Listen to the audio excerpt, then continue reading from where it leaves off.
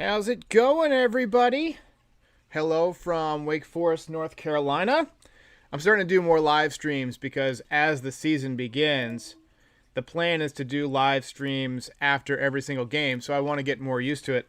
This episode brought to you in part by Jack Daniel's Tennessee Apple, because when it's 25 degrees and windy outside, why not?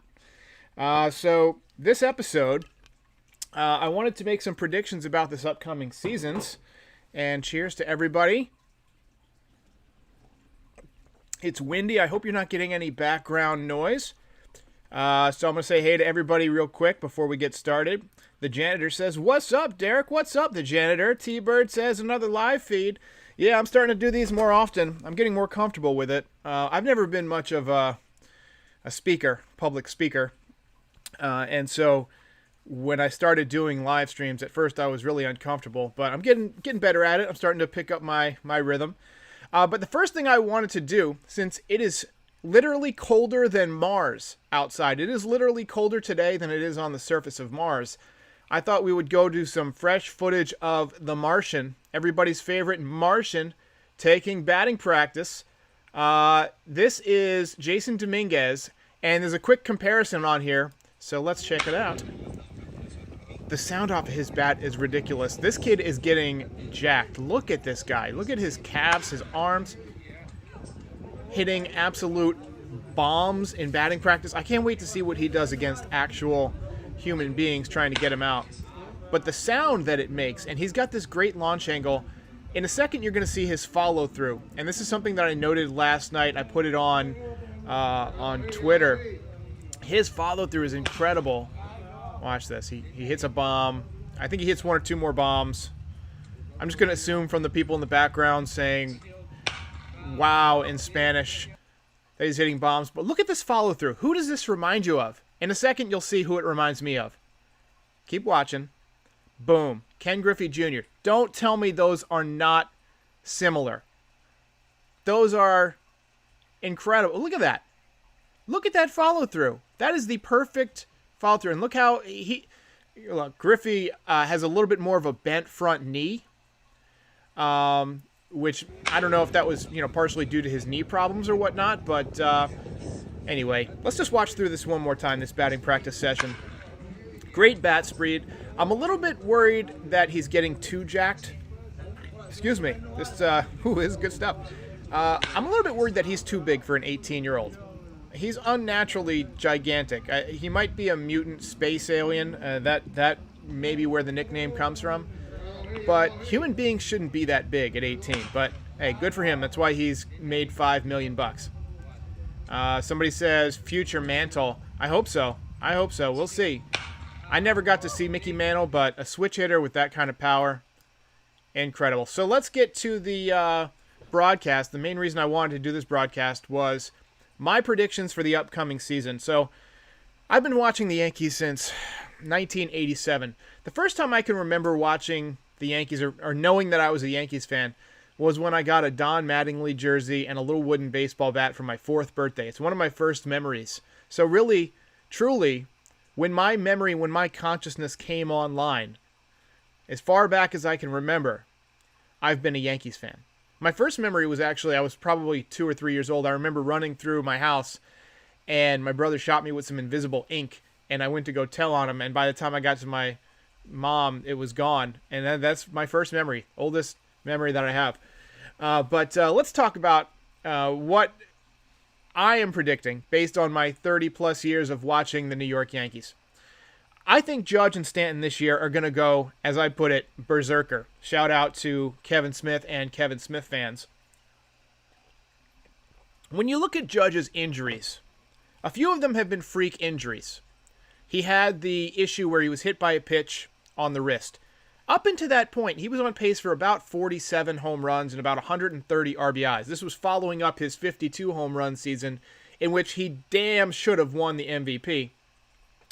I'll defer you to Dan's channel for all the stats on that one. He's actually got a great, I think it's like a hoodie or t-shirt that shows his stats compared to Altuve. And just imagine if Aaron Judge knew what pitch was coming. So that is number one. I think Aaron Judge is going to return to form. His injuries have been freak injuries. He had the dive 2 years ago in September where he landed funny and broke his collarbone. I think he's learned to be a little bit easier on his body. And if you look at how he performed after he came back from his injury last season, he really seemed pretty healthy. And neither of these guys got hurt after returning. And sometimes a new training regimen can really impact a player because it can kind of take them out of doing what they're used to. And so sometimes right away you can see more injuries than you had previously when you switch up your training program. But I think Stanton, as you saw in the playoffs, is obviously a dynamic player when healthy and when he gets into a rhythm. And I think he wants to shed this label. He's a guy who is known for being incredibly fit, incredibly jacked. He's on the cover of, Men's Fitness and things like that. He is a specimen, a perfect human specimen, at least aesthetically. But he's kind of had this label that I know bothers him of injury prone. And a lot of his injuries have been soft tissue injuries. And I think a lot of them are due to his legs. And the Yankees have already said in order to preserve his legs, they're going to keep him at DH, basically going forward. Have another sip of this Jack Daniels. So I feel good about Giancarlo because when he came back last year, not only did he stay healthy longer than he had in the previous 2 seasons, but he caught fire, and he was that Giancarlo that the Yankees traded for. So in 2018, the Yankees were expecting the MVP and the MVP runner-up of Stanton from the National League and Judge from the American League, respectively, to be hitting back-to-back and to be doing all sorts of ridiculous damage. And unfortunately, Giancarlo got off to a slow start, and Judge got hurt later on, and we really never got to see it that season. We really never got to see them together as dynamic players. They did, both play on the same playoff roster, and they both hit home runs. They both looked really good. Unfortunately, the Yankees didn't have any pitching, and so they got beaten by the Red Sox. So my first prediction is that Aaron Judge and Giancarlo Stanton are going to return to form. I think Judge might be somewhere below the 2017 area because I don't think that, knowing that he's not taking the league by surprise anymore, I don't think that he's going to be able to duplicate that quite as much as he was. I would say he'll hit 42, 44 home runs, something like that, probably hit 280. And I think Giancarlo Stanton is a guy who's going to hit probably 45, 46 home runs. I actually think he's going to hit more home runs than Judge. Just because he's not going to be playing the field, so he's probably going to have more at-bats. So I think that those two guys are two awesome guys to get on your fantasy team just in case they return to form, because if they're healthy, it's going to be a game changer. I think the Yankees have 3 breakout pitchers on their staff. And we all know about Davy Garcia and Clark Schmidt, the young guys who are destined to get better. We know that. But there are 3 guys who are already on the roster that I think are going to break out, and in different ways. Jordan Montgomery's metrics, his chase rate, his swing and miss percentage, his ability to get soft contact, which is the key to being a pitcher. You really want to get soft contact. His ability to move the ball and to throw the ball to where it looks like it's going to be a strike, but then breaks into the dirt. He's now a couple years removed from Tommy John surgery. I think he's going to break out. I think Jordan Montgomery could be a Cy Young contender. I think Jordan Montgomery, if he stays healthy, could be a guy that wins 17, 18 games to maybe 6 or 7 losses and has an ERA somewhere around, 3. I think he's that type of pitcher. I really do, especially with his increased velocity. And we saw he shut down the American League champion Rays in the playoffs with all the pressure on him after not pitching for a couple of weeks. He has the stuff. He's ready to take that next step. The Yankees have Matt Blake, who I just contacted today about coming on the show to talk, and hopefully he will. But I feel like Jordan Montgomery is a guy that is not appreciated by the fans for what he could be. And so Jordan Montgomery, somebody says, Game Time Sports says 3.45. I could see that, and I would take that. But I think Jordan Montgomery will do better than that. I think Jordan Montgomery is going to bust out in the way Andy Pettitte busted out in 1996. I think Domingo Germán, after missing a season due to mistakes that he made and that he has taken responsibility for, I think that he is destined for the bullpen. I've mentioned this on the show before, But I think he's going to be a breakout relief pitcher in the American League. I think he could have a Dellin Betances type of season because of his stuff. He's got that 97-mile-an-hour fastball when he's starting. We've even seen him touch 98 as a starter. But the problem with him was that he would go 5 innings and come out of the game. If he only has to go 1 inning, if he only has to throw the 6th or the 7th inning, he can throw 97, 98 miles an hour consistently. And he's got one of the best curveball spin rates in the major leagues, and we know he's got command of it because we've seen him do it in the past. He won't even need to really throw the changeup, but he has it as a weapon, which the hitter has got to keep in the back of their mind. A lot of times you see pitchers do really well the first time through the order and then fall off in terms of batting average against as they go along. Domingo Germán is one of those guys. He's very stark when you look at his numbers, and my lighting in here just changed. Sorry about that. But Domingo Germán, I think, if you stick him in that 6th, 7th inning role, he could pitch in 60 or 65 games for you and be a real impact pitcher. I think he could be a guy who strikes out, 1.5 hitters per inning. I mean, you could see him have 60 innings and have over 100 strikeouts. He really could. That would be like a David Robertson type. They're different types of pitchers. They throw in different types of ways, but their stuff is very similar. Go watch footage of David Robertson throwing his fastball and curveball combination, and then watch footage of Domingo Germán throwing his fastball and curveball combination, and tell me they're not similar pitchers. They're both outstanding fastball, curveball combination guys. And I think Domingo Germán, if you put him in the bullpen, would really, really be an impactful pitcher for the Yankees. Time for another sip of the Jack Daniels. Okay. And Johnny Lasagna, Jonathan Loaizaga, he's been a guy who's been kind of on the bubble for the last few seasons. Last year, he pitched mostly out of the bullpen. He did make a couple of spot starts as an opener. And I think that using him as an opener is going to be a big part of 2021. If you've got Domingo Germán slotted into that middle relief role, that allows you to give guys like Corey Kluber, like Jameson Taillon. I saw someone say Taillon. I've seen someone say Taillon. I'm just going to mix it up and get it wrong half the time. So if you've got Corey Kluber and Jameson Taillon and Luis Severino all in the rotation, those are guys who are coming back from injuries. You're going to need to give extra days off here and then, just like you did with the dearly departed Masahiro Tanaka, who just signed back with Japan. I'm sorry, I miss him. But, hey, Mike Rotonda says, Jack Daniels at 4 p.m. Hey, it's 5 o'clock somewhere, buddy. It's 5 o'clock somewhere, specifically an hour east of here. Yeah, Jonathan Loaizaga is going to be a guy who is impactful as an opener. I think the Yankees are going to slot him in as an opener, maybe every second or third time through the rotation. I could see him making 10 opener starts next season and pitching 1 or 2 innings. And if you go back and look at what he did when he was first coming up to the major leagues, he was almost always really, really dominant for the first few innings. And he's a guy who has, A-plus stuff. He's got top of the rotation type stuff. He's so small that he's never going to be a top of the rotation pitcher because he doesn't have the durability. He's either going to pitch out of the bullpen or he's going to be an opener. And we've seen that the Yankees are comfortable going with an opener. Chad Green, a couple years ago, made a dozen starts as an opener. And the Yankees were really, really good when they used an opener.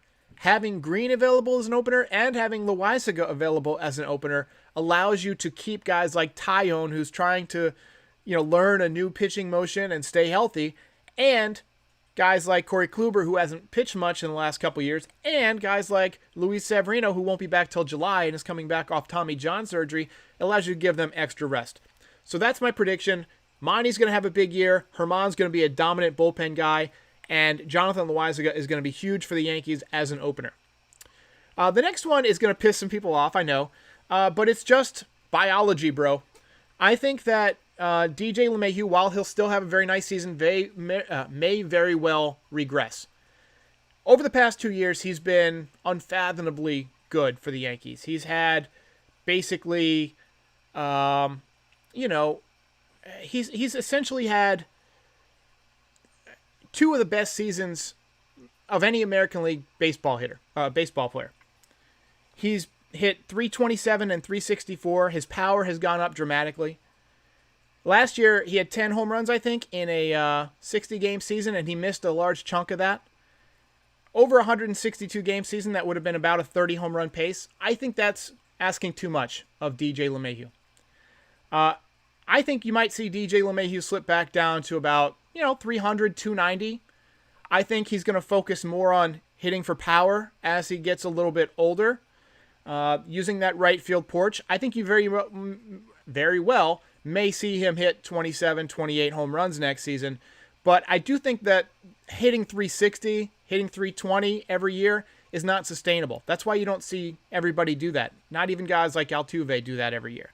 So I think you're going to see the average come down a little bit for DJ, but it's all about that OPS. I think for the next couple of years, you're going to continue to see that OPS be very high. And I think that LeMahieu has a chance to basically have 3 really good years with the Yankees before he starts to transition into more of a role player. So look for DJ to regress a little bit. If you have him in a keeper fantasy league, it's worth it to deal him. Team health. Okay, so this has been the big issue the last couple years. The Yankees have had more injuries than any team in baseball. 2 years ago, I think they set the record. Last year, I'm not going to get as much on them because, like I said, they switched up their training regimen. They got Eric Cressey, took over. And they basically, were affected by the COVID situation where a lot of guys came back out of shape after coming to the original spring training in shape. And it took guys a while to ramp up.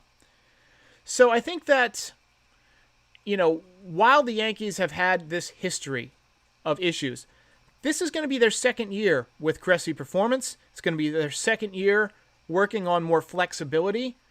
And they should have a pretty normal offseason. Now, granted, there's still COVID everywhere, but these guys have been, preparing for this since last season. They knew this was going to be an issue. And I think you're going to see the injury problem basically go away. If the Yankees have injuries, I think you're going to see them more in the freak nature where guys get hit by pitches or whatever. And I think you might see them with some of the newer guys, the Tyons and the Klubers. If they have issues, it'll probably be with those guys just because of their track records. So that's my next prediction. I think the team health has been basically solved. Oh, I just accidentally shrunk my list. Let me make that bigger again for you. And then finally, my final bold prediction. I think Deivi Garcia is going to win the 2021 Rookie of the Year. Deivi Garcia is still rookie eligible. And I know that if you look at his Baseball Savant metrics, they weren't great. But he was still really good. If you go back and look at his numbers, he really only had a couple of clunkers, but he pitched into the 7th inning numerous times in his 6 appearances. He was unflappable. He had that I've been here 10 years kind of attitude. And I really think that Deivi Garcia is ready to step up. He wants to prove to his countrymen that he is the next Pedro. I don't think he's got the stuff that Pedro had. Pedro was 99 innings 1 through 7. You saw that at the Futures game a couple of years ago. Deivi Garcia was throwing 97, 98 miles an hour. And then last year when he got up to the big leagues, he was throwing 93, 94. I think that the Yankees told him to back off a little bit to preserve his long-term health by taking some speed off of his pitch and focusing on location and focusing on movement. And we know that with guys like Mike Mussina, Greg Maddux, location is the most important thing. The most important thing.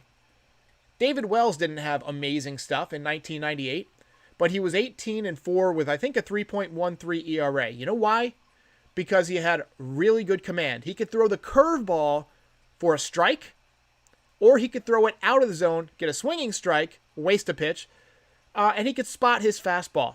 And as long as you can do that, and if you can do it in the low to mid-90s, I don't care how hard guys are throwing these days, low to mid-90s is pretty good if you can spot your pitches and if you can mix in command of a great breaking ball like Deivi Garcia has. So that is my last prediction. All right, let's get to your prediction. We'll do 10 more. We'll do 10 predictions from you guys, or 10 more minutes, something like that. Something 10. Let's see. Hermosh Desai says, I think the Red Sox will win the World Series. What is this? It's awful. Brandon V says, who will be the 5th starter? I think it's going to be Davy Garcia. I think you're going to see the rotation pan out this way. I think it's going to be Garrett Cole, and then it's going to be Corey Kluber. I think it's going to be Jordan Montgomery third, Jameson Taillon fourth, and then Davy Garcia fifth. I think that's going to be the rotation, and I think Herman and Schmidt move to the bullpen or AAA. I think Herman obviously be in the bullpen. I think Clark Schmidt will probably start in AAA and come up as a spot starter. Oswald Boloke, I don't know how to say that. Interesting name, a harder last name to say than mine. I see Frazier making the All-Star game this year. Yeah, I could see that. He was the 9th best left fielder in baseball, according to MLB Network. I can see that. John Carlton, also more Frazier. 32 home runs. I'm glad everybody loves Frazier. I'm glad because he's worked hard. I wasn't a huge Frazier guy a couple years ago, but he's really changed my opinion about him. So here's to you, Clint Frazier. Let's see. Cole should go about 22-9. Hey, I'll take that. I'll sign up for that right now. And by the way, we're going to go back at the end of the season, and I'm going to watch this video, and I'm going to do a live stream of this video where I show these comments, and I see who was right and who was wrong. Spencer says, you think Garcia is more developed than Schmidt? I don't think so. I disagree with you, Spencer. Davy Garcia has much better mechanics than Schmidt at this point, as evidenced by his 6 major league starts, as opposed to Schmidt, who barely appeared at all. Also, Schmidt has barely pitched over the past couple of seasons because he had Tommy John surgery, whereas Davy Garcia has pitched quite a bit. So I think Davy Garcia is more developed. Daniel Calderon, hang on, let me get my... The comments are moving so fast because we got 300 people on, basically. Daniel Calderon says, Glaber is top 5 in MVP. I'll do you one better. Literally, I think he's top 4 in MVP. Let's see. Can't forget this ID also says, huge bounce back year for Glaber. I love the picture of MySpace Tom. I think MySpace Tom is doing these days. Yankees for World Series. Dirt Bike Nation 25. I hope so. Opening day winner will be Yanks or Jays. Obviously, I'm going with the Yanks. I want to try and be there. I need somebody to sponsor this. Look, I work full-time, and right now I'm trying to become a full-time YouTuber. But my goal is that I can develop this into a full-time business that allows me to go to different games. I actually pitched something to Major League Baseball a couple days ago, to Major League Baseball Advanced Media, and Elf Hugo says, can I get a shout-out? Shout-out to Elf Hugo. Cheers to you, 2-3. Anyway, back to what I pitched to Major League Baseball, and then I'll get back to some of these. I like this one, too. I pitched a podcast, or basically a show, that would air either on MLB Network or on MLB's YouTube channel, called the American Baseball Experience. And I'm putting it out there into the world right now. And we might change it. Might change it to Best American Baseball Experience, because then the acronym is BABE, like Babe Ruth. Could use a little BABE logo. But the idea is to create kind of a hybrid between the Joe Rogan Experience and comedians in cars getting coffee, and mix it with baseball. My thought is that imagine me, or even somebody else, some other host, Bob Costas, whoever, getting preferably me, that was the pitch, bringing a newsmaker, a celebrity, let's say that Brad Pitt has Moneyball 2 coming out, or whatever. Imagine us going to a ball game. Or Stephen King. Stephen King is a big Red Sox fan. He lives in Boston. He goes to Fenway all the time. Imagine us going to a ball game, and it's documented. You go and you spend the day together, and you spend 3 hours watching the game, getting hot dogs, going to the gift shop, talking about everything, not just baseball, talking about life, talking about whether or not aliens are real, talking about what are some of the things you've learned over the course of your life, wisdom that can be passed along. And this is documented, and it's cut into the funniest and best 20 minutes or 25 minutes and posted as a show or a YouTube. I've been thinking about if MLB doesn't pick that up, hiring a crew and just doing that myself and just creating that. I think it would be a hit. I think people would love it. So let's hope it gets picked up. And if it does, it'll hopefully appear also on this channel. NYY News says, what software do you use to edit your videos? That's none of your business. Lori C says, I'll write a recommendation for you, Derek. Appreciate it. Here's to you. All right, let's see some more of those predictions. Grayson Bailey says Luis Castillo goes to the Yankees at the deadline. Ooh. You know, here's one thing that's interesting about their predicament right now. Brett Gardner is, potentially going to re-sign. But it may put the Yankees right at the salary threshold where they can't afford to take on anybody at the deadline. If you're right at that limit, you can't add folks. So it'll be interesting if they opt to keep that money open for a mid-season acquisition and just go with somebody like Tachman or, in my opinion, Estevan Florial as the end of the or fourth outfielder, whatever.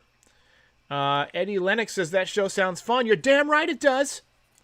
NYY News says Kluber to Cy form. I don't know. I don't think he's going to be Cy Young form. I think he'll be solid. I don't know how healthy he'll be. That's, shoulder injuries worry me. They really do, because I've had shoulder injuries. I know how hard I worked to come back from them, and I know that I couldn't. Gus says, where does Gregorius land? I'm going to go out on a limb and say he ends up back in Philadelphia. I know that he wants a lot of money, and I know that they said that they're not going to spend much money, but they just spent to bring back JT Realmuto. And I think Didi Gregorius showed last season that he can play in Philadelphia. He was one of their best hitters. He gets along very well with Joe Girardi. He's a good clubhouse guy. He's exactly what they need in Philadelphia. And I think that he's going to end up back in Philadelphia. Jedrick Valentin says, thoughts on Chad Green? Yeah, Chad Green regressed a little bit last year. Chad Green is a guy whose mechanics really depend on him, his spin rate really depends on his mechanics, and his spin, he lives and dies off of his spin rate. When his spin rate is great, I'm a poet and I didn't even realize I was rhyming those words. When his spin rate is as it should be, he's unhittable. And when his spin rate is maybe not as good as it usually is, he gets hit hard. Let's see. Max Scherzer, free agent next year. Where does he sign? I think it's likely that Max Scherzer will end up with a contender for sure. I could see him ending up someplace like Chicago. And I could also see him ending up back in Washington. I don't know if he'll go to the Yankees. He might. I wish the Yankees had traded for Scherzer back in the day. But here's the thing about Scherzer. He's already made his money. He's got a ring. I think he's just on the quest for more rings, more postseason accolades. Once you get that first ring, you want more of them. So it's really going to depend on what the Nationals are willing to pay for him and how close the Nationals are to winning again. I could see him ending up with Chicago. I could see him going to someplace. I could see him going to the Yankees, honestly. So we'll see. BK Games says, thoughts on Aaron Hicks? Aaron Hicks has a lot of value when he's healthy. He's a guy who's had issues staying healthy dating back to his days in Minnesota.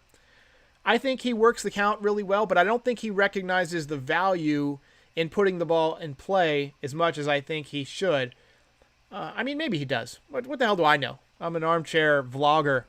But to me, it looks like he's up there trying to walk.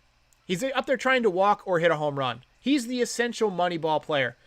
And I'd like to see Aaron Hicks take the ball the opposite field a little bit more from both sides of the plate. Not only, when he's hitting lefty and not trying to go for that porch, but, righty, there's hits on the other side of the field at Yankee Stadium. I know it's a shorter porch and they play you in tighter, so those line drives are going to hang up there sometimes and get caught. But if you can use the whole field, you're going to be a much more valuable hitter to us, Aaron Hicks. I think I talked about Andujar recently. GM Smokies or Smokes. Thoughts on Miguel Andujar. So I'm always concerned when guys have that labrum surgery. When he came back, his exit velocity was way down. His ability to hit the ball hard was way down. And he just wasn't the same guy. He did do a little bit better at the end of the season. But Andujar's a guy who needs to play every day. He needs to get at bats. I think you're going to see Andujar start the season in AAA and come up when the Yankees need a regular hitter. Dirtbike Nation says, very bold prediction. Derek for Yankees GM. I'm with you there. That'd be nice. But I don't want to take Brian Cashman's job. If he wants to give it to me, I'll take it.